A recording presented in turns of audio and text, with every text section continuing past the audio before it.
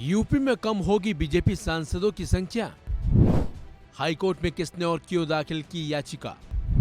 क्या बीजेपी की बढ़ने वाली है परेशानी। उत्तर प्रदेश में बीजेपी की मुश्किलें बढ़ती हुई दिखाई दे रही हैं। इसकी वजह है बीजेपी सांसद के खिलाफ इलाहाबाद हाईकोर्ट में याचिका दाखिल होना। हैरानी की बात तो यह है कि इस याचिका में मांग की गई है कि चुनाव रद्द किया जाए। खबरों के मुताबिक भदोही लोकसभा सीट से तृणमूल कांग्रेस के प्रत्याशी रहे ललितेश पति त्रिपाठी ने याचिका दाखिल की है। उन्होंने मांग की है कि बीजेपी सांसद का निर्वाचन अमान्य किया जाए। इस संदर्भ में सोशल मीडिया साइट एक्स पर उन्होंने जानकारी दी।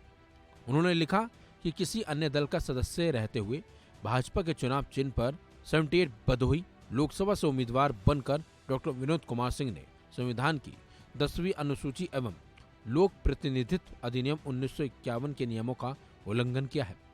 त्रिपाठी ने लिखा कि इसी आधार पर आज मैंने इलाहाबाद उच्च न्यायालय के नियमों के अनुसार रजिस्ट्रार जनरल के समक्ष एक चुनाव याचिका प्रस्तुत कर ये मांग की है कि भदोही लोकसभा निर्वाचन क्षेत्र से सांसद के रूप में डॉक्टर विनोद कुमार बिंद का निर्वाचन अमान्य घोषित किया जाए। ललितेश पति त्रिपाठी ने कहा कि मतगणना संपन्न होने के 45 दिन के अंदर प्रत्याशी इलेक्शन पिटीशन दाखिल कर सकता है। विनोद कुमार बिंद की सदस्यता के दावे पर ललितेश ने कहा कि संभव है कि बीजेपी को लगा होगा कि अगर वो चुनाव हार जाएंगे तो विधायकी बची रहेगी। इन्होंने नियमों को ताक पर रखकर चुनाव लड़ा। अदालत से अपील है कि इस मामले में जल्द सुनवाई हो।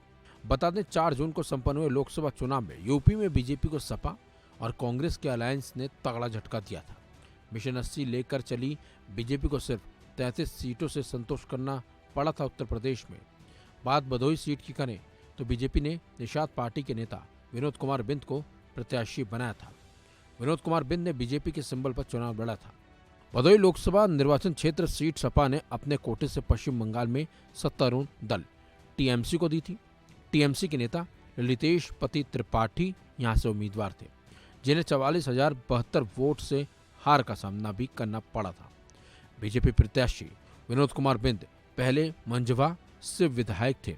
वो निषाद पार्टी के टिकट पर साल 2022 के चुनाव में मिर्जापुर जिले की मंझवा सीट से विधायक चुने गए थे।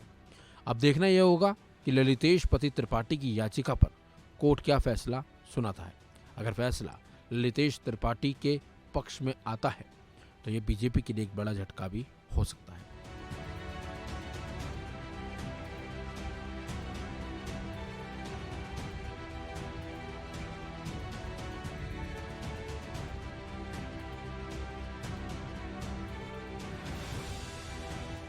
फिलहाल इस खबर में बस इतना ही।